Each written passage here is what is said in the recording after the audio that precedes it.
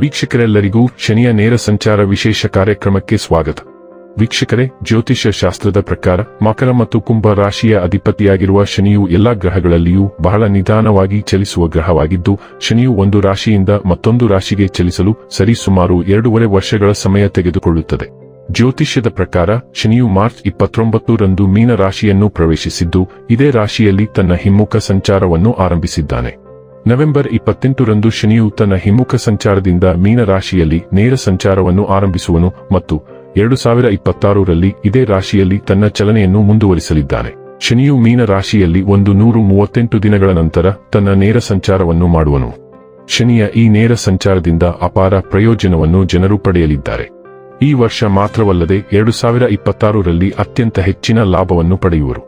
ಹಾಗಾದರೆ ಬನ್ನಿ, ಇಲ್ಲಿ ಶನಿಯ ಮೀನ ರಾಶಿಯಲ್ಲಿ ಈ ನೇರ ಸಂಚಾರ ಇಲ್ಲಿ ಪ್ರತ್ಯೇಕವಾಗಿ ಧನು ರಾಶಿಯ ಜಾತಕದ ಪಾಲಿಗೆ ಹೇಗೆ ಸಾಬೀತಾಗಲಿದೆ, ಯಾವೆಲ್ಲ ಫಲಗಳು ಇಲ್ಲಿ ನಿಮಗೆ ಲಭಿಸಲಿವೆ ಮತ್ತು ಯಾವ ವಿಷಯವಾಗಿ ಇಲ್ಲಿ ನೀವು ವಿಶೇಷ ಎಚ್ಚರಿಕೆ ಹೊಂದಿರಬೇಕು ಅನ್ನೋದನ್ನ ನೋಡೋಣ. ಎಂದಿನಂತೆ ನಮ್ಮ ವಿನಂತಿ ಎಂದರೆ, ನೀವಿನ್ನೂ ನಮ್ಮ ಚಾನೆಲ್ ಅನ್ನು ಸಬ್ಸ್ಕ್ರೈಬ್ ಮಾಡಿಲ್ಲವೆಂದರೆ ದಯವಿಟ್ಟು ಈಗಲೇ ನಮ್ಮ ಚಾನೆಲ್ ಅನ್ನು ಸಬ್ಸ್ಕ್ರೈಬ್ ಮಾಡಿ. ಹಾಗೆ ನಿರಂತರ ವಿಡಿಯೋ ಅಪ್ಡೇಟ್ಸ್ಗಳಿಗಾಗಿ ತಪ್ಪದೇ ಪಕ್ಕದ ಬೆಲ್ ಐಕಾನ್ ಬಟನ್ ಕೂಡ ಕ್ಲಿಕ್ ಮಾಡಿ.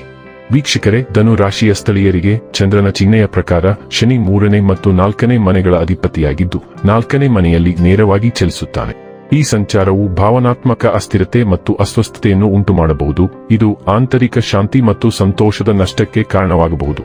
ವೃತ್ತಿಯ ದೃಷ್ಟಿಯಿಂದ ನಿಮ್ಮ ವೃತ್ತಿಪರ ಪ್ರಗತಿಯಲ್ಲಿ ನಿಧಾನಗತಿ ಇರಬಹುದು, ಮುಖ್ಯವಾಗಿ ಹೆಚ್ಚಿದ ಕೆಲಸದ ಒತ್ತಡದಿಂದಾಗಿ.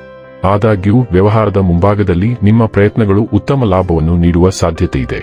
ನಿಮ್ಮ ಜ್ಞಾನವನ್ನು ಹಂಚಿಕೊಳ್ಳುವ ಮತ್ತು ಅನ್ವಯಿಸುವ ನಿಮ್ಮ ಸಾಮರ್ಥ್ಯವು ಯಶಸ್ಸನ್ನು ಸಾಧಿಸುವಲ್ಲಿ ಮಹತ್ವದ ಪಾತ್ರವನ್ನು ವಹಿಸಬಹುದು. ಆರ್ಥಿಕವಾಗಿ ನೀವು ಆದಾಯ ಮತ್ತು ಖರ್ಚು ಎರಡನ್ನೂ ಅನುಭವಿಸಬಹುದು.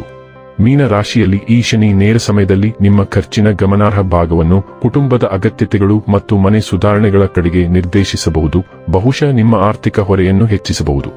ವೈಯಕ್ತಿಕ ಮುಂಭಾಗದಲ್ಲಿ ಫಲಿತಾಂಶಗಳು ಮಿಶ್ರವಾಗಿರಬಹುದು, ಸಂತೋಷ ಮತ್ತು ದುಃಖ ಎರಡರ ಕ್ಷಣಗಳನ್ನು ತರಬಹುದು.